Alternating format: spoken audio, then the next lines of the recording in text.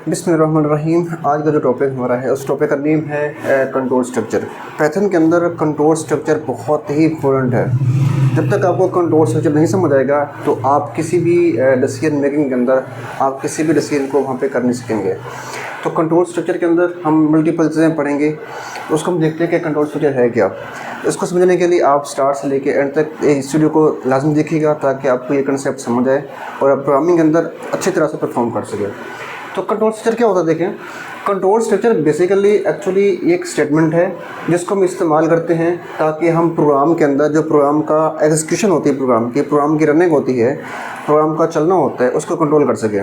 ठीक है, इसको हम क्या बोलते हैं, कंट्रोल स्ट्रक्चर।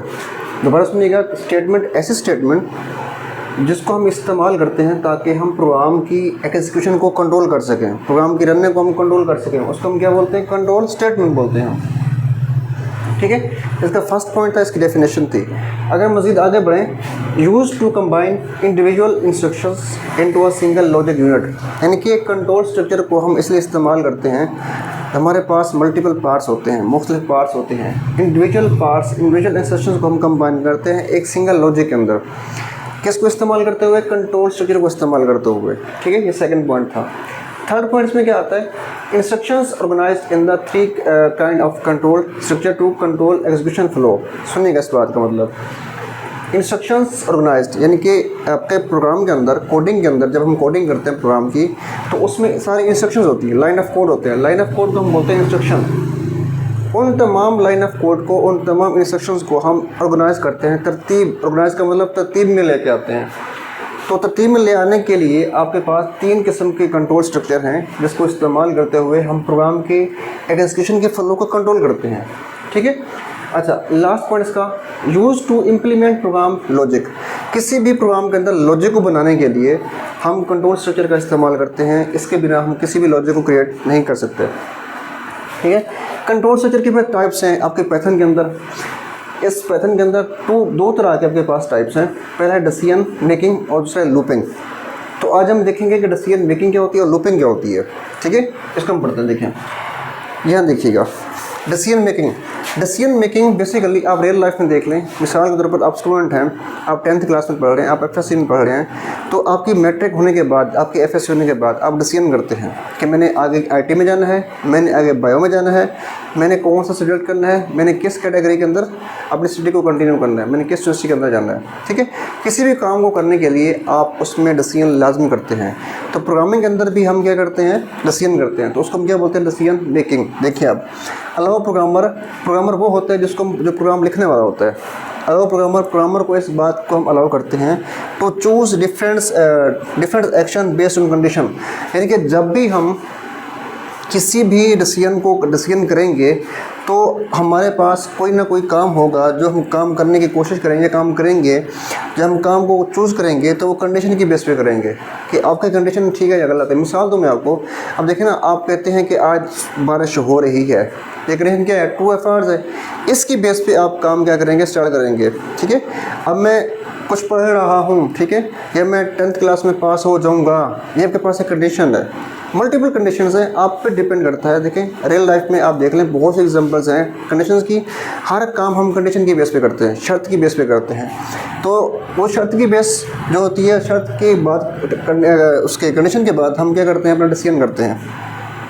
मिसाल के तौर पर similar how we make decision in real life, जैसे कि डिसीजन मेकिंग इस तरह से है पाइथन के अंदर, जैसे कि हम रियल लाइफ के अंदर हम क्या करते हैं, अपने डिसीजन करते हैं। इसके बाद आता है many conditional statements to implement decision making.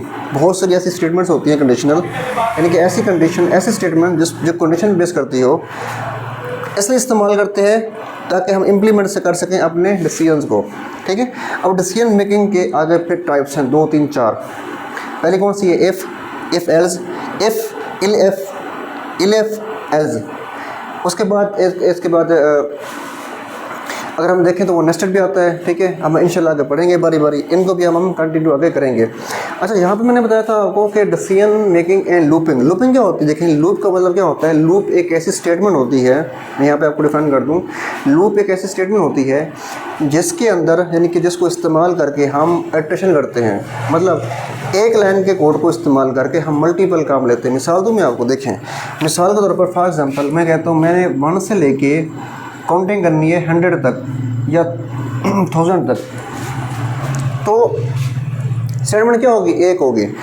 उस एक स्टेटमेंट के चलने से आपकी काउंटिंग होगी 1 2 3 4 5 6 7 8 9 10, ठीक है, 100 तक।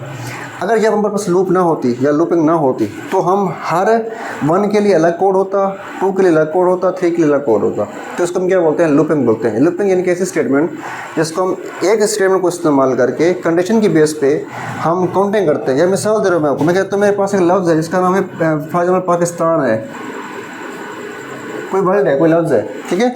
उस लफ्ज़ को मैंने 10 बार या 1000 बार प्रिंट करवाना है, तो मैं एक ही लूप के स्टेटमेंट को इस्तेमाल करूँगा। इस लफ्ज़ को मैं बार बार क्या करूँगा? डिस्प्ले करवाऊँगा। इसको हम कहते हैं लूप, ठीक है। तो अब हमारे पास जो नेक्स्ट लेसन होगा वो नेक्स्ट लेसन होगा इफ़ के ऊपर।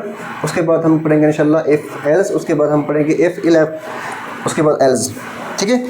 ये हम बाद में इंशाल्लाह डिस्कस करेंगे। उम्मीद करता हूँ आपको इस टॉपिक से, इस लेसन से को समझ आया होगा, ठीक है। अगर आप चाहते हैं कि आपके पास ये मुकम्मल तरीके से समझ आ जाए तो इस लेसन को आपने स्टार्ट से एंड तक देखना है।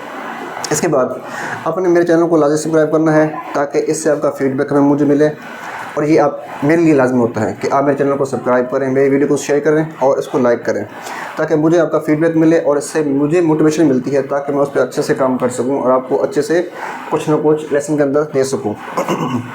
इंशाल्लाह हम इस सेकंड चैप्टर के बाद फिर थर्ड पे, फिर फोर्थ पे इंशाल्लाह हम हर एक चीज़ के, जो आपके पास कंट्रोल स्ट्रक्चर, उसके बाद डिसीजन मेकिंग आ रहा है, ये हम आपकी टेक्स्ट बुक जो आपके पास इस्तेमाल हुई है उसके अकॉर्डिंग हम चल रहे हैं, साथ साथ उनकी हर एक हेडिंग को हम फॉलो कर रहे हैं। आज के लिए अल्लाह हाफ़िज़। इंशाल्लाह हम जल्द बहुत लेसन इस लेसन में हम मिलेंगे, तब तक इंतज़ार करें। आज के लिए अल्लाह हाफ़िज़।